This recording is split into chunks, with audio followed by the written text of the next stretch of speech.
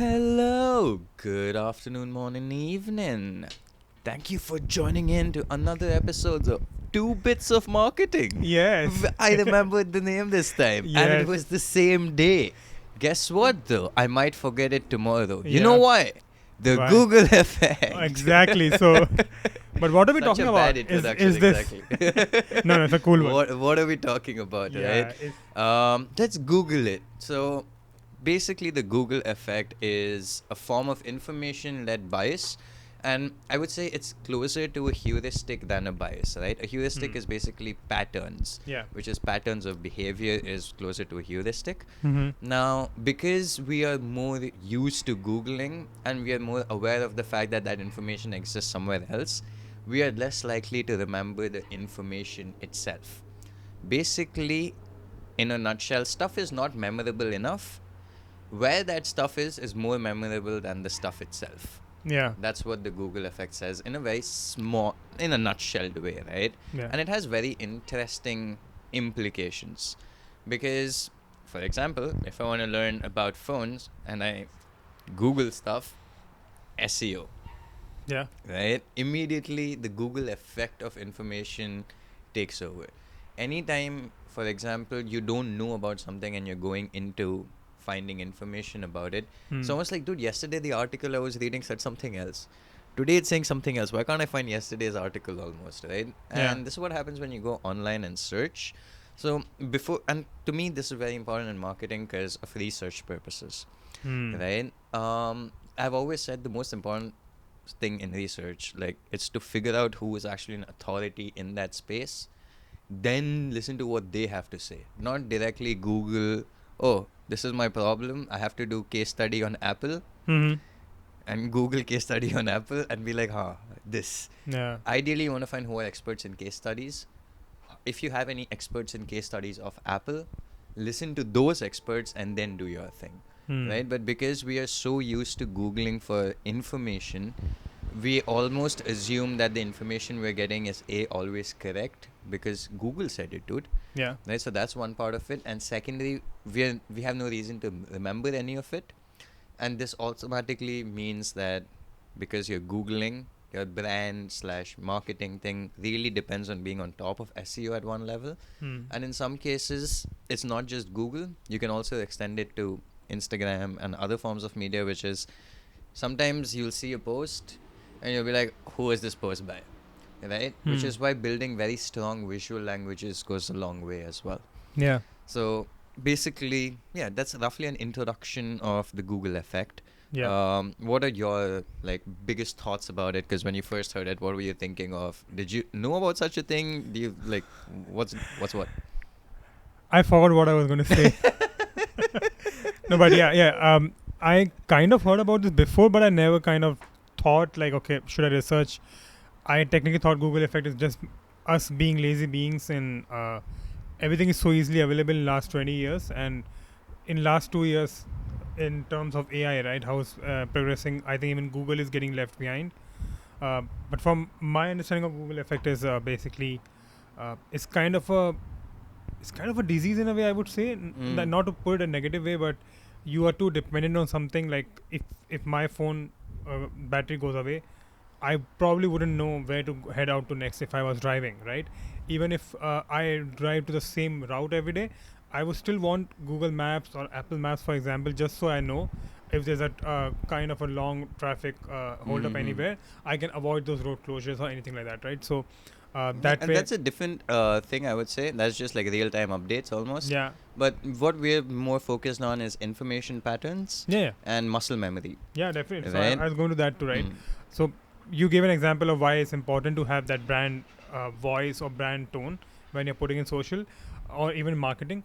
I thoroughly think it's the right thing to say because, for example, let's say you have a camp. Why do brands spend a lot of time in different festival kind of campaigns like Diwali coming in, one of the biggest festival in India and around the world? Why it's so important to have a campaign starting couple of weeks or a month back is the main hook or the recall, like Diwali with XYZ is so important because people might forget what you guys posted 2 days back or last week, And you're like, sometimes you have brands focusing on, hey, we shared this last week. Nobody remembers what you shared last night, right? I wouldn't probably, unless that brand is I don't something. remember the last Instagram post I saw. Exactly. Even probably even me, because there's so much happening. But now what they remember would be, okay, Diwali with XYZ. Okay, now I remember. Okay, we're talking about this bucket. We sort of know what kind of information is being fed to us right now in this moment. So I think that's what I'm coming to. Like, if it was Google effect, I would have forgotten it already. But now in marketing So terms, it's important. Yeah. exactly, right? And one of the things which you've sort of touched upon, which I'd like to sort of build on, is this concept of memorability, right? So I'm not sure, maybe in behavior or in cognition, memory is defined as the event plus every recollection of the event. Right, so it's not just what you experienced, but every time you're thinking back upon that event, You're able to experience it again. your memory modifies. Right, so when we want as a brand to be memorable, the idea is, like you said, you want Diwali with XYZ. You don't have to tell people where this is, when it is, what time, location. No one has that much time, and nobody's going to remember that much. Yeah. Right, you just have to make, and this is the thing about using the Google effect.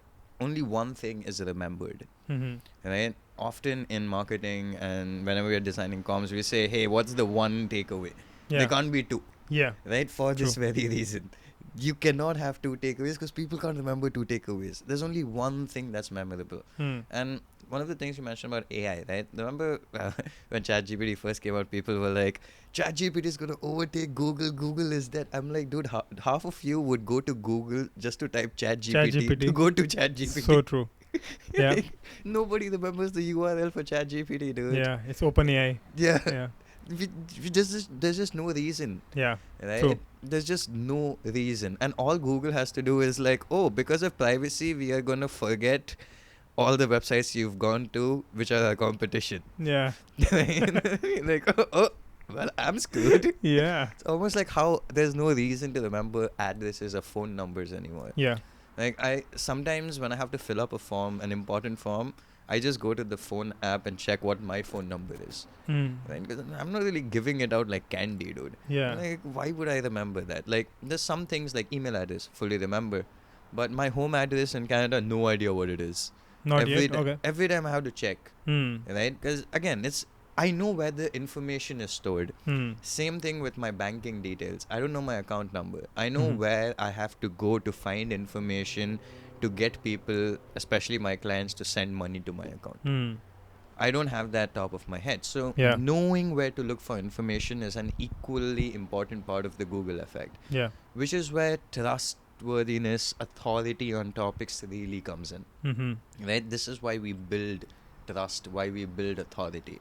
That's why we spend so much time in creating a brand. Like, people say, oh, wait, why can't I build a brand in 3 weeks or 1 month? Or it's a lifelong process. Your brand is going to evolve.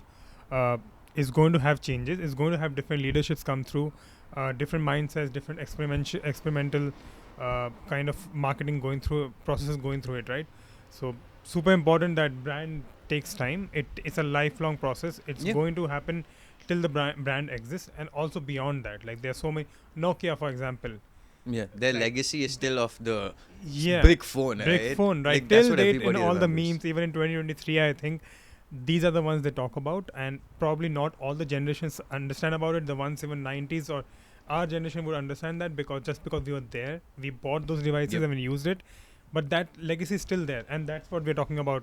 Kind of beating the Google effect here, because we don't have to think about Google there or search about it. We know for a fact that it's there. So that's the thing, right? Building such strong brand identities is super critical to getting around what people remember. Yeah. Because in a lot of cases, you may not remember a person by their name. You may not remember a person by the clothes they wore. Yeah. You will remember them by what they did in your life. True. Right? And either the value they added or took away. Yeah. Right? That's what's memorable about that person to you. Right? And again, coming to one more example, right? Ferrari, for example, like right now we have the young guys driving Ferrari in F1, but Michael Schumacher is the one you remember, like, in a way. Okay, Ferrari, Right. McLaren, we're not gonna get along. Yeah, Let's just move on. That's okay. But But I think that's how the concept is like. Yeah. Even the person, unfortunately, he's not well, but recovering. But everybody still remembers Ferrari from there. They think Yeah. about the person first, probably not his face, but just his name, and then they think about the brand. So I think that's also one Same, of the and way. a lot of it is also the stories that are told to some Hmm. extent. Because when you go into sport, I'd say it's a little different. Hmm. Because when you say Chicago Bulls, people still go Michael Jordan, Yeah. right? It's been ages. Yeah. But anyways, that's a different thing. Coming back a little bit to Google and the Google effect, Hmm. the last important part of this is top of mind recall, Yeah. which is something that in our industry we are like top Oh, of mind, top of top mind of recall. mind. I want top of mind, top of mind. I think always even top. sales love it, right? Oh, Because dude. sales loves it because that gets them the money, and then marketing loves it because that's their kind of a Buzzword. motor to the buzzword. Yeah. I don't know what it is. I'll Yeah. be honest. Like genuinely, I find it baffling as to the importance people give to top of mind. Because Hmm. in my day, somehow I have to think of tents.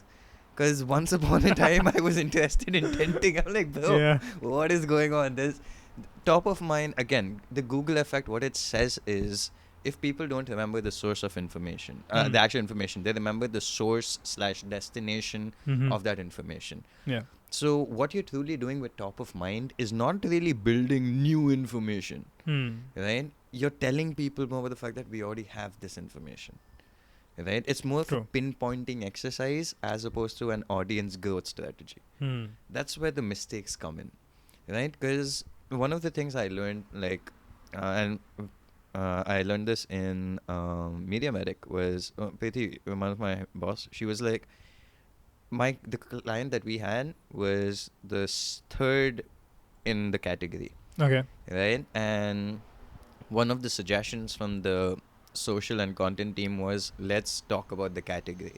Hmm. And Preeti was like, it's not our job to grow the category. Yeah. It's the market leader's job to grow the category.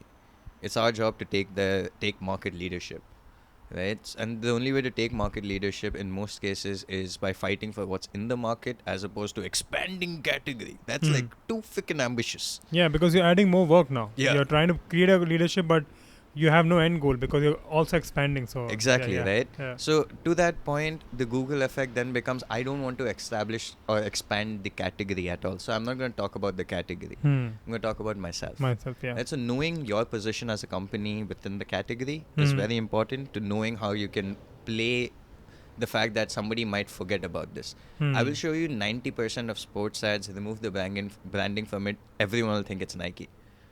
Right? Hmm. Even the latest Adidas, Reebok ads, if you take away the branding, you're like, oh, even Nike can do this. Yeah. Right? But why is that? Because Nike's done even more excellent stuff. So Yeah. anytime we're like thinking in the realm of sports-based media and film, Hmm. your mind automatically points towards Nike. Hmm. Right? It is a heuristic based on the fact that you don't really remember the information, but the destination of that information.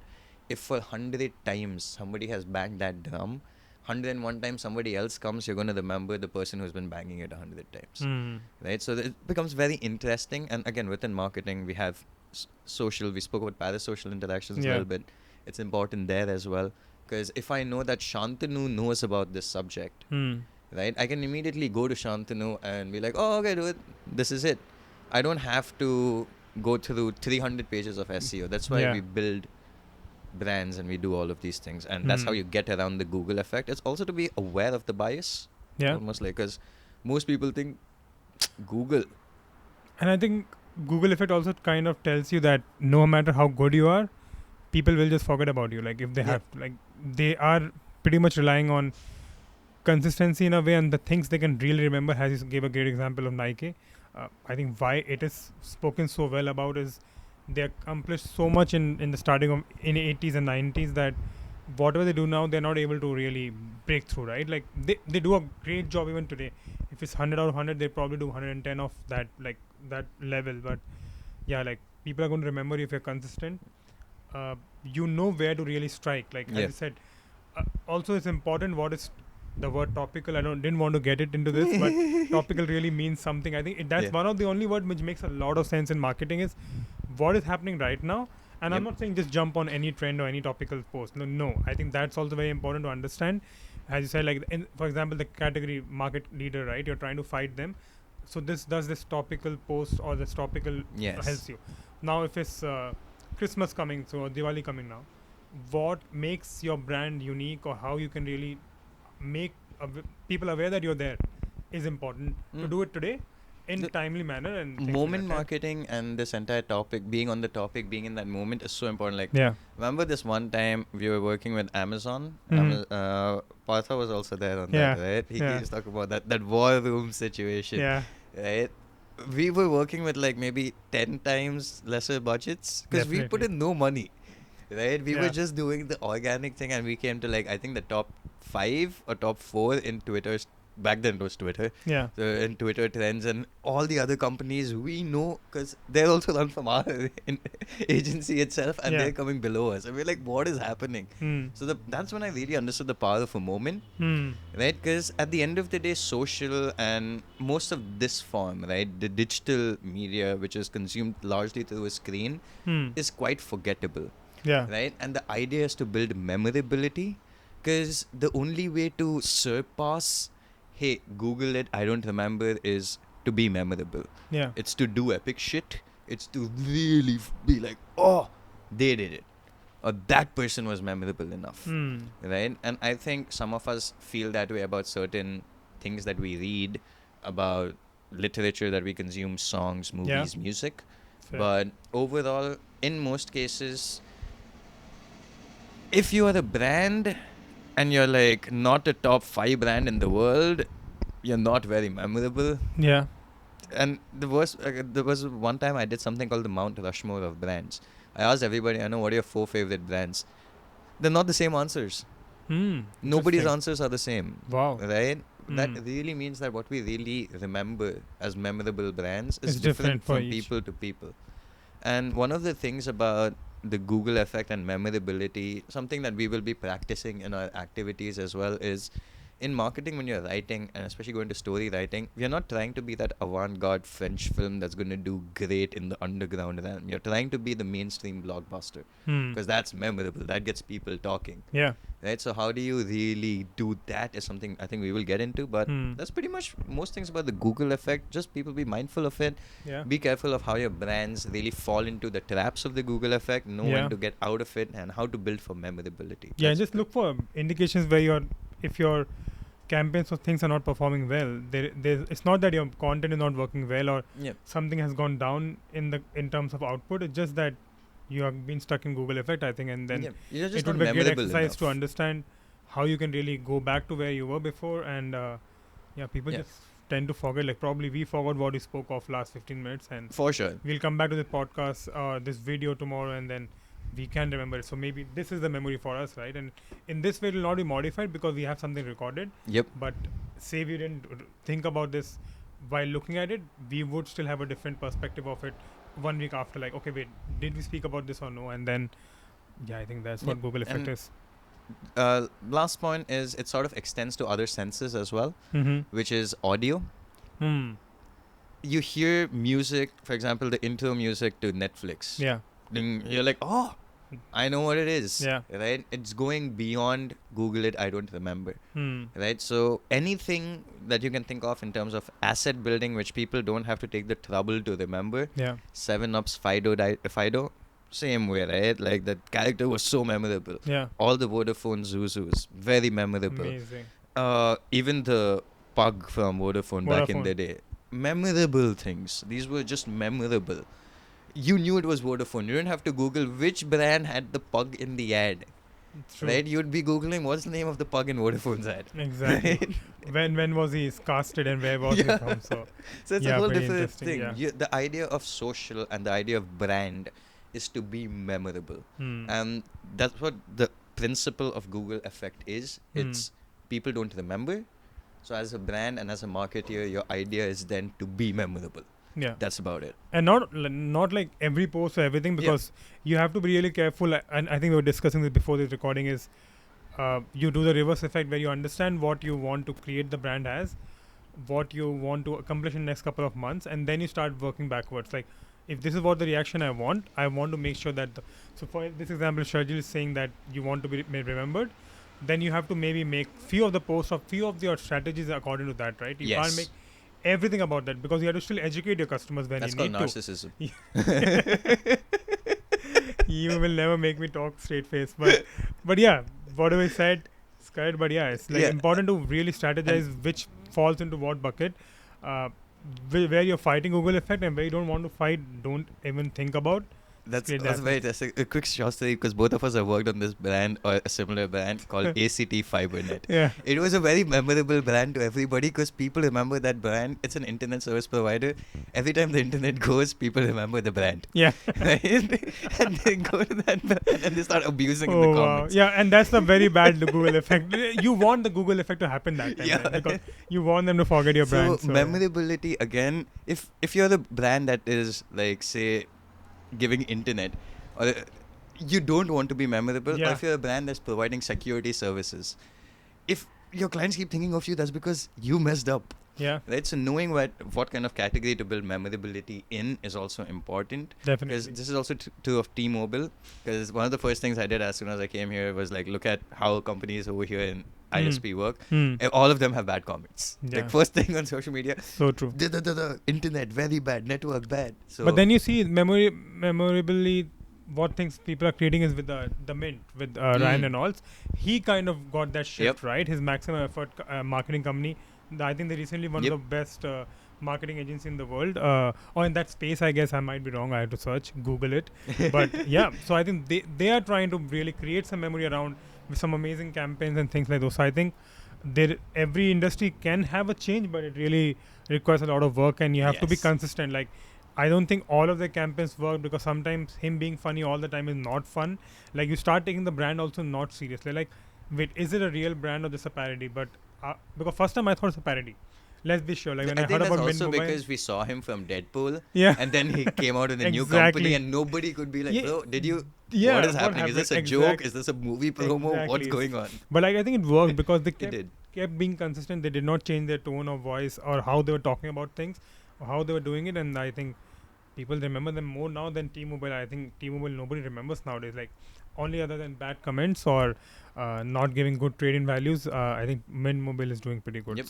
So there's a chance even in a crowded space.